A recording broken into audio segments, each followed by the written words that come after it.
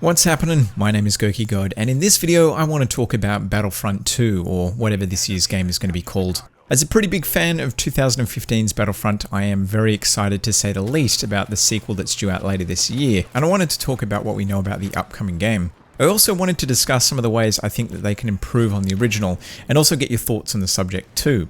Now, the reason that I'm making this video now is because according to the Star Wars Celebration site, which is a site for an upcoming annual event, we could be getting our first look at gameplay as early as April. Here's what was posted on the site. Guests attending the Star Wars Celebration in Orlando will get an opportunity to hear what's new on the Star Wars gaming front from Electronic Arts. It goes on to say that you won't want to miss what's in store from the acclaimed publisher. Now, this could very well just be building hype, although at the same event back in 2015, DICE shared the first gameplay details, the second trailer, and announced the first piece of DLC for Battlefront. So there's a pretty good chance that we'll see something substantial at this year's event. I don't know if everybody is as pumped as me though about this new game. For a lot of people, DICE's first attempt at a Battlefront game was a huge misstep. The bar had obviously been set quite high by the original games, and I think a lot of people were expecting the new game to be much more similar to them. I also think lots of people assumed it would be much more similar to the Battlefield games, being a DICE game and all. So on both sides of the fence, people were disappointed. As they say though, hindsight is 20/20, and the flaws from the 2015 game are pretty obvious now. It didn't include a campaign or the same level of depth in the gameplay that the originals had, and it was unquestionably lighter on content compared to its peers. It didn't have space battles, it doesn't have weapon attachments or any kind of customization, and outside of a couple of star cards, there really isn't any way to modify or change your weapon's performance. The original game also shipped with under 10 maps per mode, and the progression system is incredibly light to boot. After hitting the original level cap of 50, all you could unlock was the Shadow Trooper skin, and while it was cool, it didn't really provide much incentive to keep playing beyond that. It also didn't have Yoda. I mean, come on, for a game based on the original trilogy, that always seemed like an odd omission to me. Now, to their credit, DICE did try and turn things around, and almost 2 years later, a lot of these issues have been addressed through a combination of free and paid DLC. There's obviously still plenty of items that weren't addressed, but I think the biggest challenge for this year's game will be converting anyone who was turned off by the casual approach of the first game. So what do we know about this new game? Well, based on a comment made by the CFO of EA in November last year, the sequel is due out sometime in November of this year. I'd say that it's probably going to launch around the same time of year that the original did, because that's going to tie in quite nicely to the new movie. Now, the CFO also said that the new game will include content from the new movies, although which movies and content he didn't specify. Given that the original game was based on the original trilogy, I'd say that it's fair to say that the new game will be based in the same period of time. On the gameplay front, we know that it will have a single-player campaign. Paul Keslin, a producer at DICE, confirmed this by saying, "As a Star Wars fan, I want story, I want narrative, I want something I can play that immerses me in that world but gives me something to follow and chase." Now, we do know that there was originally a story mode that was supposed to be shipped with the first game. Now, this was ultimately scrapped so that the game could be released to coincide with the movie at that time, so perhaps the story mode that we're getting in this new game is actually the one that was originally planned for the first one. Now, in terms of development, we know that Motive Studios, who are otherwise known as EA Montreal, is helping develop the game. They've recently had Kim Swift come on board from Valve, which is exciting because she's worked on games like Portal and Left 4 Dead. Now, in an interview that I think happened this year with the CEO of EA, he recently said that the game will be dramatically larger and feature a lot of new characters. So this gives me hope that we may see Yoda, and we may even see some characters from The Force Awakens, Rogue One, and possibly the new movie. A couple of other things that were alluded to that weren't really confirmed is seamless ground-to-air combat. Now, we kind of had ground-to-air combat in the last two DLC packs, so the Rogue One DLC and the Death Star DLC. But unfortunately, there were cutscenes in between the sequences, so you couldn't fly a ship onto the ground and then continue the ground war, which would be really cool. Based on some comments made by Keslin, I think this is something that they're trying to do, although at this stage they haven't confirmed anything. But if seamless ground-to-air combat was to make it into the game, that would be absolutely incredible. So at this stage, that's really all we know about the game. And it all sounds great, but as you can probably tell, there is not a lot of meat in those statements. We really don't have much in the way of confirmed features, heroes, vehicles, or modes outside of the campaign. So what I've done is put together some ideas for features that I think need to be in the game from day one. So here we go in no particular order. So firstly, let's talk about space battles. I mentioned this in my 2017 hype video after playing the Death Star DLC, and I was baffled why it wasn't included in the game at launch. Now they may have had some legitimate reasons, and I'm sure that the DLC made them some nice extra cash, but was it really worth it? In my opinion, it's easily some of the best content in the game. It probably was too little too late for a lot of people, and hiding it behind a paywall isn't particularly pro-consumer, but the maps and gameplay quality itself is top notch. If they were to put an expanded version of this in the next game as on-the-disc content, I think immediately a lot of people would be really happy. A pretty obvious one is more weapons. I think this is an absolute no-brainer. I like the selection of weapons in the first game, but there are so many more from the Star Wars universe that I'd like to see. And I'd also like to see weapon customization. This is easily my biggest beef with the first game. I get that it might be hard to create attachments because the Star Wars fanboys would be super quick to point out anything inaccurate, and maybe they weren't allowed to take that kind of creative liberty with the license, but I think there are ways around it. The card system, for example, could be expanded to have passive modifiers like perks in Call of Duty.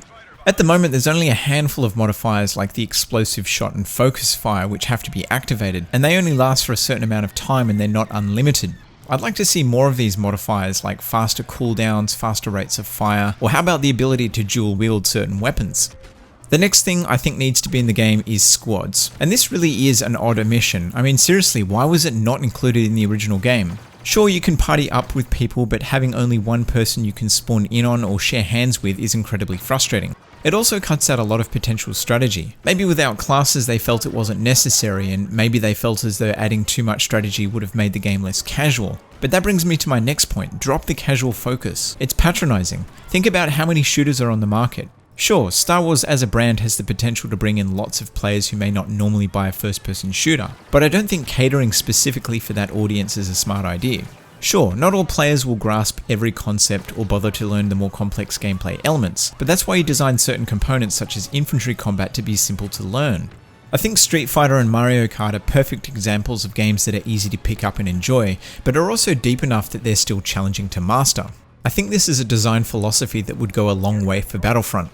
Ultimately, you can't please everybody, but first-person shooters have been one of the biggest game genres in gaming for the last decade or more, so I don't think that you can really ignore the people that play them who'll obviously be attracted to buying a Star Wars first-person shooter. I also think you can't underestimate players who enjoyed the original games, so there needs to be some more features and modes brought over from the first two games.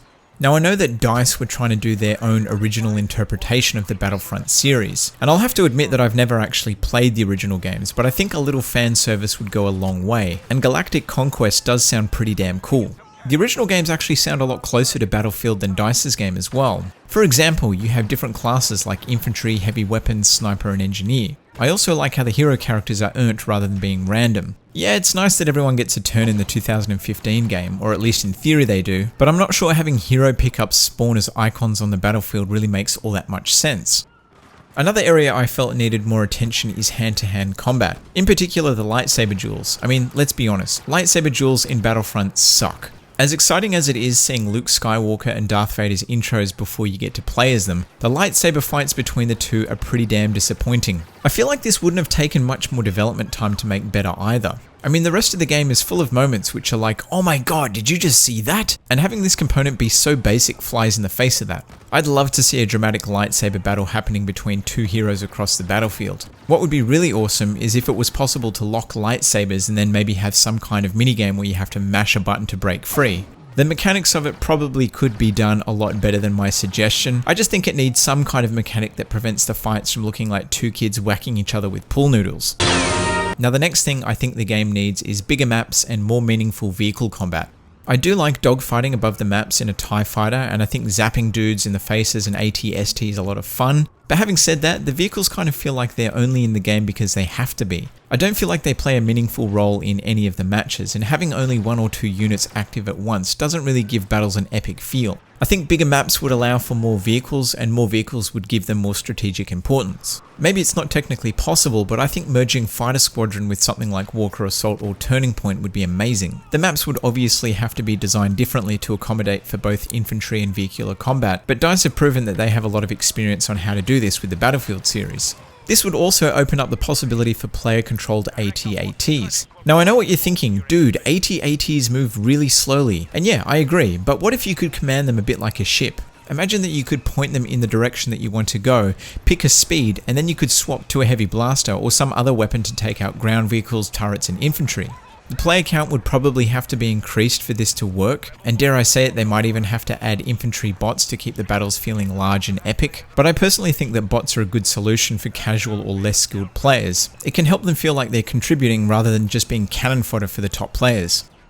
I think in addition to having big battles on larger maps, that destructible environments would be pretty important as well.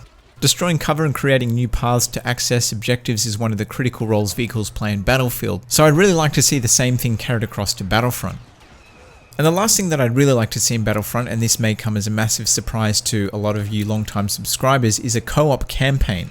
Now, as you know, I'm not normally a fan of first-person shooter campaigns, but something set in the Star Wars universe with multiple players could be really awesome. But who knows, maybe that's actually something that they've got in the works. I wouldn't be surprised if that's the case.